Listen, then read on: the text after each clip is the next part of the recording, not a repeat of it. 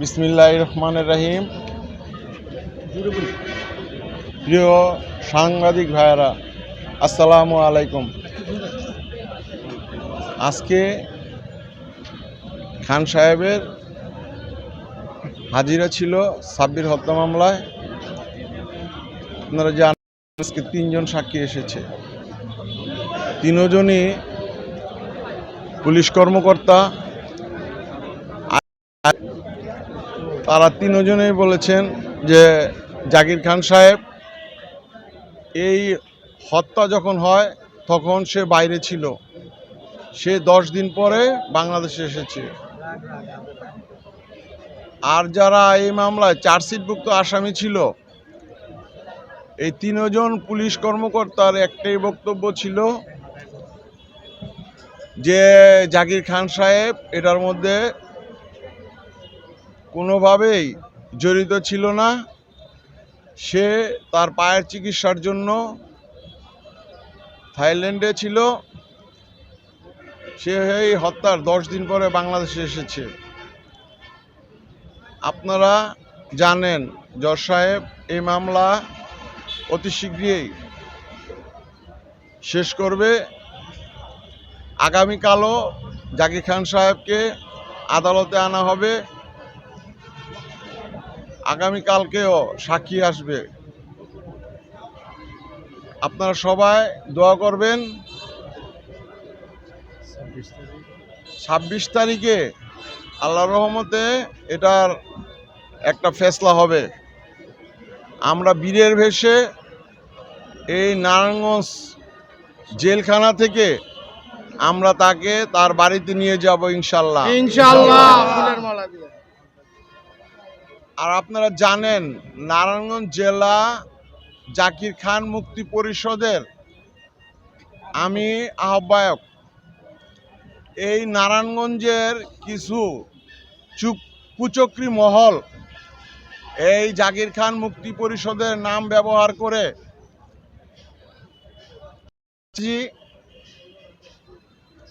সহ অনেক অপকর্ম করছেন। আমি আপনাদের কাছে একটাই অনুরোধ রাখব, এই চাঁদাবাজদের আপনারা দয়া করে যখনই এই মুক্তি পরিষদের নামে কোনো নিউজ করবেন, যে হোক, সে আমার মারপেটের ভাই হোক, যদি তারা জড়িত থাকে এই চাঁদাবাজিতে, ভূমিদস্যুতে, তাহলে তাদেরকে আপনারা জনগণ নিয়ে তাদের উত্তম মাধ্যম দিয়ে হয় সেনাবাহিনী না হয় পুলিশ প্রশাসনের কাছে সুপারিশ করবেন। আপনারা জানেন খান সাহেব এই চাঁদাবাজদের ঘৃণা করেন, মাদক ব্যবসায়ীদের ঘৃণা করেন, ভূমিদস্যুদের ঘৃণা করেন। এই যারাই হোক, আমি তো বল আমার মার পেটের ভাই হোক বা এই অঙ্গ সংগঠন বিক্রি করে যদি কেউ চাঁদাবাজি করে, ফুটপাত হোক, গার্মেন্টস হোক, ঘাট হোক, মাঠ হোক, এখানেই এটার ভাবে তাদের নাম সহকারে নিউজটা করলে আমাদের জাকির খান মুক্তি পরিষদের জন্য উপকার হয়। কারণ আপনারা জানেন বিগত দিনে এই সংগঠনের জন্য এই নারায়ণগঞ্জে জাকির খান মুক্তি পরিষদের নেতৃবৃন্দরা প্রতিটা হাজিরাতে এই নারায়ণগঞ্জ আদালতে এসেছে।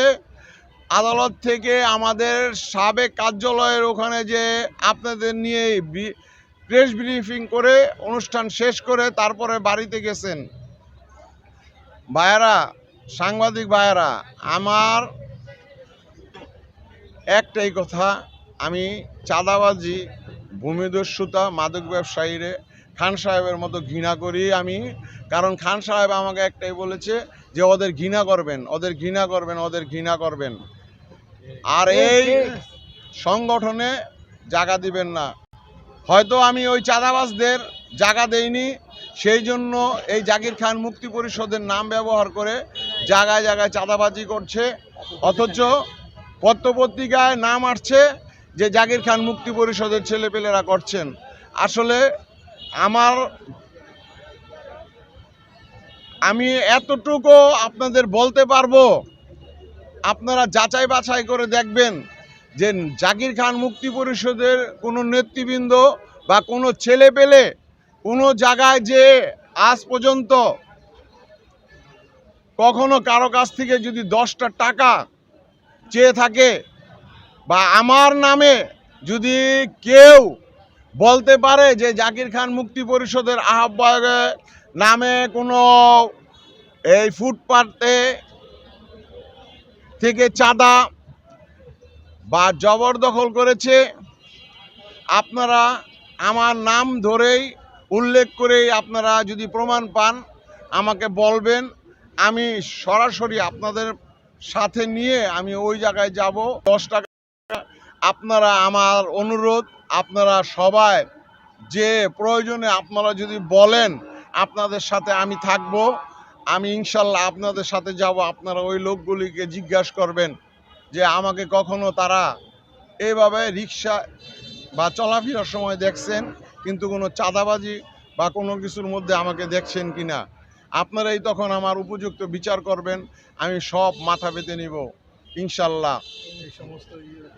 এই নামটা বললে আমার নামটা আসবে, যেহেতু আমি এটার আহ্বায়ক। আপনারা আমার জন্য, খান সাহেবের জন্য দোয়া করবেন। খান সাহেবের শারীরিক অবস্থাও ভালো না, তার জন্য দোয়া করবেন। আল্লাহ পাক যেন তাকে দ্রুত সুস্থ করেন, দ্রুত মুক্তি করেন এই মামলা থেকে। এই বলে আমি আমার বক্তব্য শেষ করছি। আসসালামু আলাইকুম।